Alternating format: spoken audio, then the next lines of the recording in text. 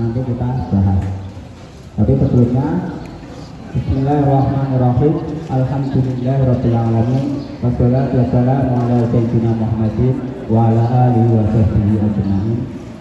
La haula wa la quwwata illa billahil aliyyil azim. Amma ba'du. Yang saya hormati Bapak Kepala Sekolah, Pak Sunardi SDT SDT, Bapak Wakil Kepala Sekolah, Bapak Nasihat SDT SDT, dan Bapak Selamat Riyadi SDT, serta Bapak Ibu Guru, dan tidak lupa pula anak-anakku sekalian yang kami sayangi dan yang kami banggakan.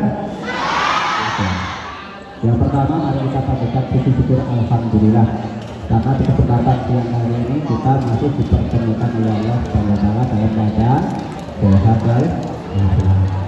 dan semoga kesehatan senantiasa dicurahkan kepada kita. Amin Allahumma. Selanjutnya selawat serta salam mari kita aturkan kepada Nabi kita Nabi Muhammad Shallallahu Alaihi Wasallam. Dan semoga dengan melalui acara seperti ini, majelis taklim, kita nanti termasuk orang-orang yang disebutkan oleh Rasulullah, yaitu orang-orang para pencari ilmu. Dan insya Allah para pencari ilmu nanti akan diprioritaskan oleh Nabi Muhammad akan mendapatkan syafaatnya di yaumil qiyamah. Amin Allahumma. Selanjutnya anak-anak sekalian, di sini tadi saya diminta untuk menyampaikan materi tentang najis dan adab buang air kecil dan air besar. Sebenarnya kemarin yang disampaikan kepada saya itu hanya adab di kamar mandi buang air kecil dan air besar. Tapi sebelumnya alangkah lebih pentingnya kalau kita bahas tentang najis dulu. Oke anak putra, najis yang kalian pahami ada berapa? 2. Anak putri? 2. Ini sejarah wong wedok warga rokok kampet ya.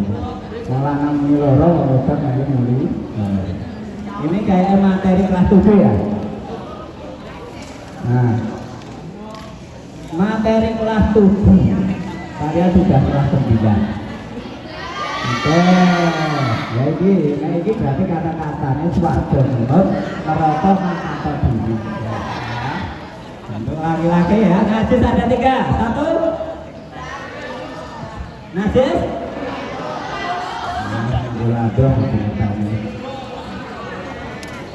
Wes, orang urut gak apa-apa seperti pabrik nomor loro. Najis apa? Muka Masito. Nomor 3 Mufafafa.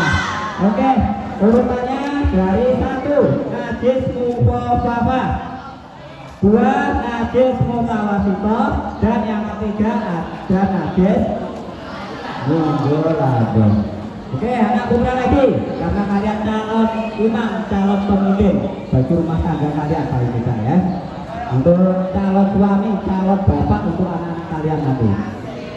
Najis mufafafa itu apa mas? Hei, najis apa? Najis kecil, pinter. Saya jawab kecil berarti pinter. Liane melu ngerti. Mau merah ngerti jadi melu ngerti. Anak putri, najis mutawasito hadir? Najis? Ya. Oke, yang ketiga anak putra. Aku nyebut kok. Gurunya Purno agak kenal yang malu ya. Yang ketiga najis mundurado itu najis yang besar. Oke anak putra lagi. Najis mufafafa itu pinternya bagaimana? Tadi najis kecil, ringan. Itu pengertiannya maksud saya itu. Pengertiannya bagaimana? Air putihnya siapa? Bayinya siapa? Ya. Bayi yang bagaimana? Harus keterangannya harus jelas. Burung 1 bulan, mana?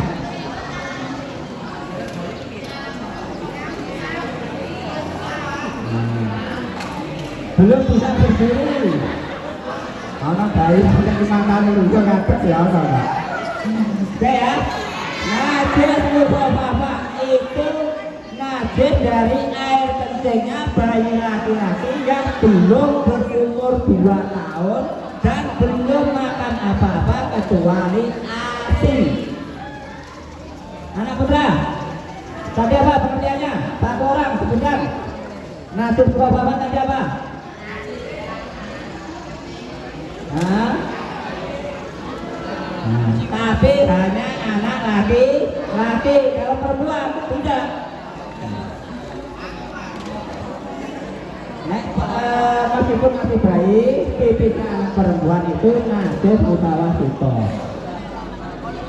Nah ini makanya gini loh, kalau anak putri bayi, kenapa najisnya disebut najis mutawasito? Karena pipisnya berbau. Makanya jono kamar mandi pesing, rata-rata disebut bau.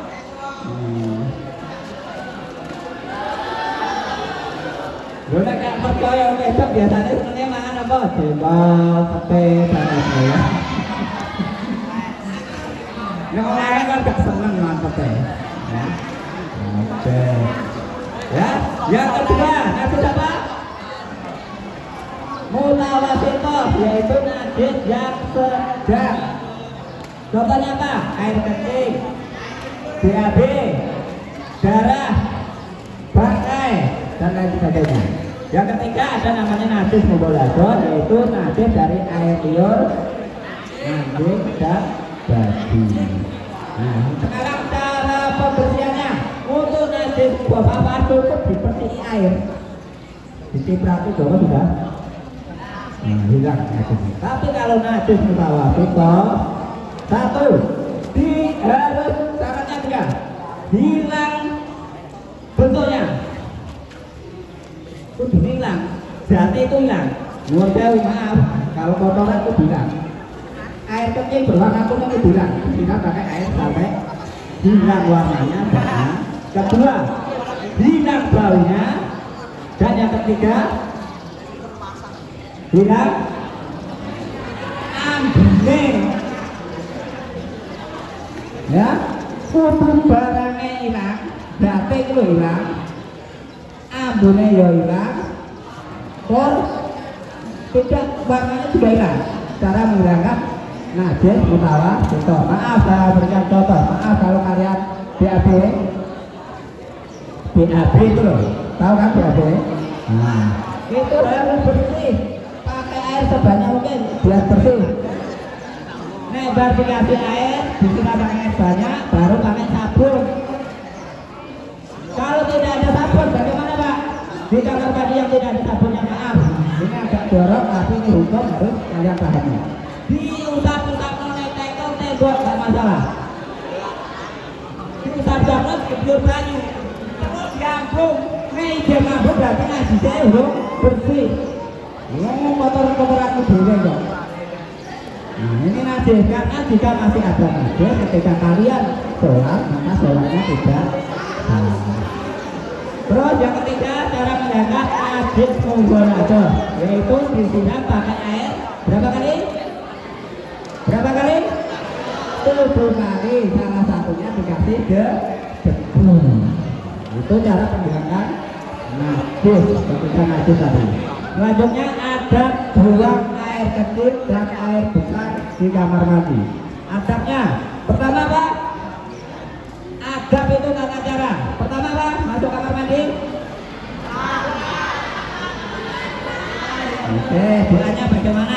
Sampai dasar tangan suruh kita tahu. Bulan ketika masuk kamar mandi ada laki-laki. Bismillahirrahmanirrahim.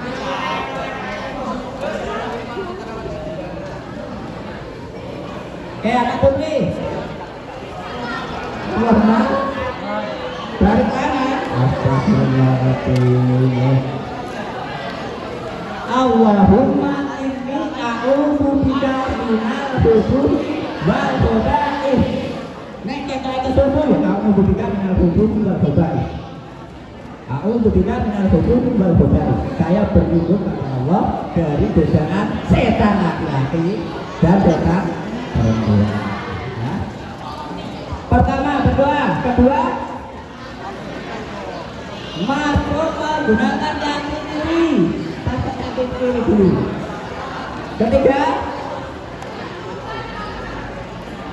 buka celana, bahasa celana. Ya, BAB atau buang air kecil dengan jongkok. Nah, ini ada pertanyaan, duduk boleh atau tidak Pak? Kalau biasanya bisa duduk. Kembali ke hukum awal. Hukum agama itu selama tidak ada larangan, dalil yang melarangnya, maka hukumnya boleh. Tapi perlu kita ketahui, pentingnya kita buang air kecil dengan jongkok. Anak laki-laki. Oke, saya tanya laki-laki.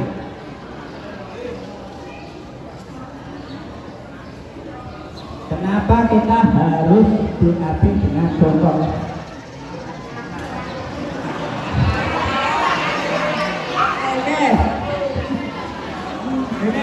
Jawaban cukup menarik untuk dikasih. Nek ngadep orang waktu. Maksudnya ngadep orang waktu diperjelas dia hukum. Hukum memang harus jelas. Harus sampai dirinya. Tidak apa-apa. Sekarang saya tanya untuk laki-laki, kalau kalian pipis dengan jongkok atau berdiri? Berdiri. Ada berdiri ya. Anak murid dengan jongkok atau berdiri? Oke. Idealnya itu dengan jongkok. Supaya apa? Apa? Keluarnya lancar. Boleh ada lagi? Alasannya kenapa? Harus pakai jongkok.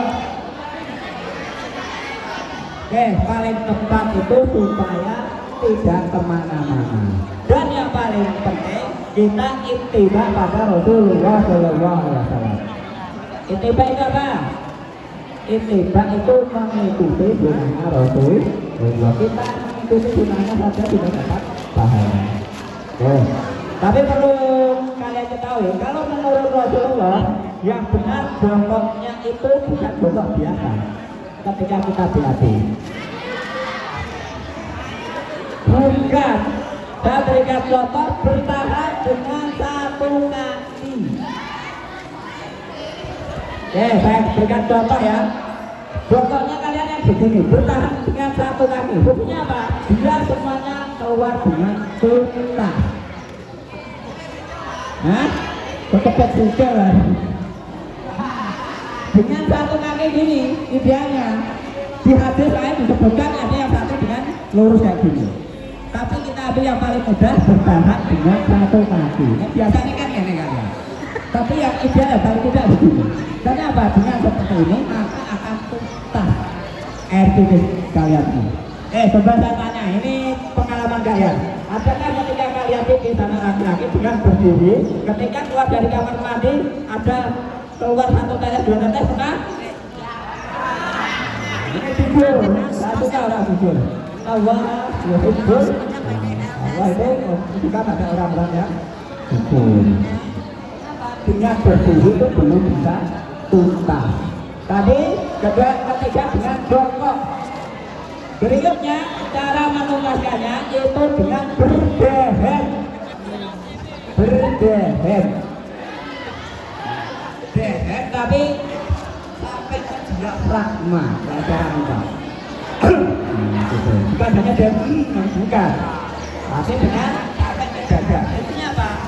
Dengan dehem sampai ke diafragma itu menekan air pipis kita sampai tuntas. Lihat kami? Paham enggak?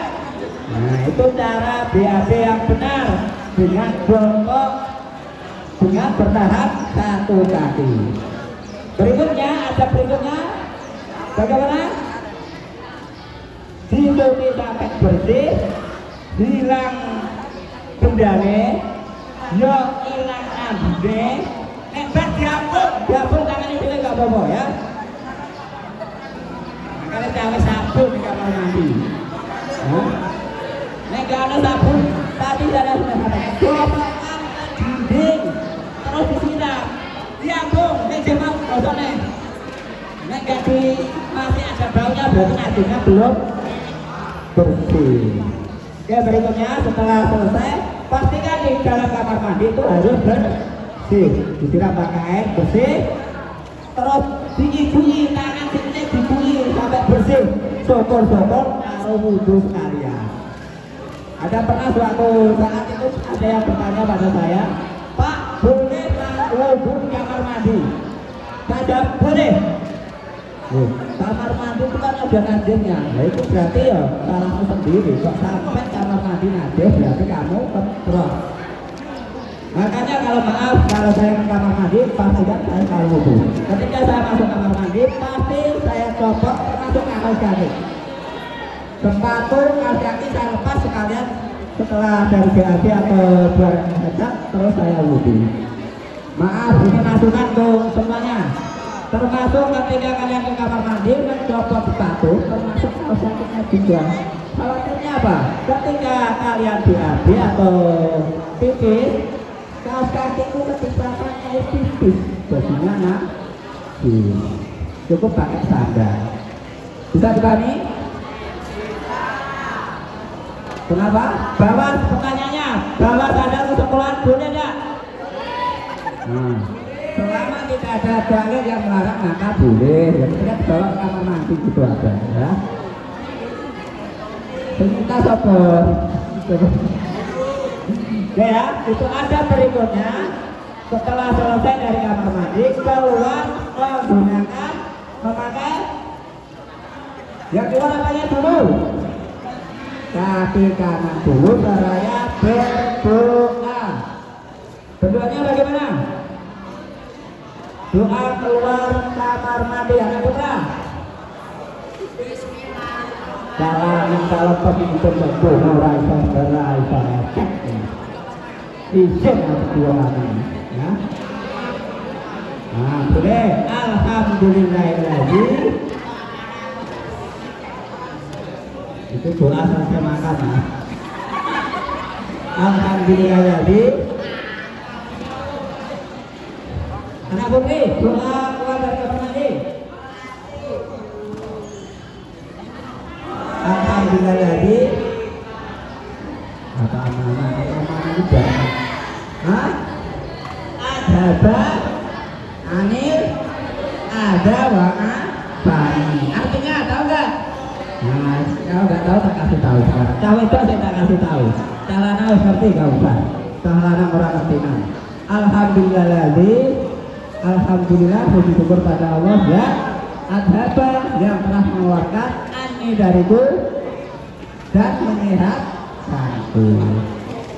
Puji syukur pada Allah yang telah mengeluarkan penyakit dariku dan yang menyehatkanku. Itu adab ketika keluar masuk kamar mandi dan keluar kamar mandi. Berikutnya tadi maaf ada yang tertinggal satu, yaitu tentang cairan yang keluar dari kemaluan kita. Ada berapa? Apa? Dari kemaluan, maaf saya sebut kemaluan depan. Ada berapa? Hah? 1, 3. Di satu apa bunyinya? Air urin, benar, pipis. Yang 3 apa saja? Berarti kan bukan 1. 2, kamu 2.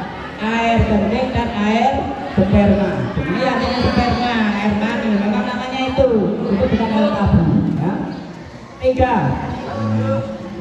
Yang benar itu ada 4. Air yang keluar dari kemaluan depan ada 4. 1. Air kencing. Setiap hari kalian keluarkan air kencing, keluarkannya kadang nama kuning, kuningnya dehidrasi, bahkan coklat sangat dehidrasi. Kedua, air madi. Air madi itu apa? Air berwarna putih, licin. Fungsinya maaf, itu sebagai nanti kalau kalian sudah biasa, dia biasanya keluar sebelum sperma. Yang ketiga, air sperma berwarna putih, kental dan berbau anjir. Ini hukum harus benar. Maka kalian itu jangan macam-macam jadi orang. Kalian terbuat dari air yang menjijikkan. Nah, makanya tidak perlu sombong. Yang keempat ada namanya air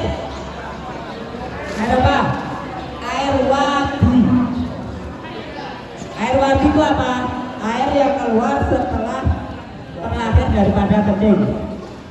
Bisa juga karena kecapean dan keluarnya hanya biasanya setetes 2 tetes.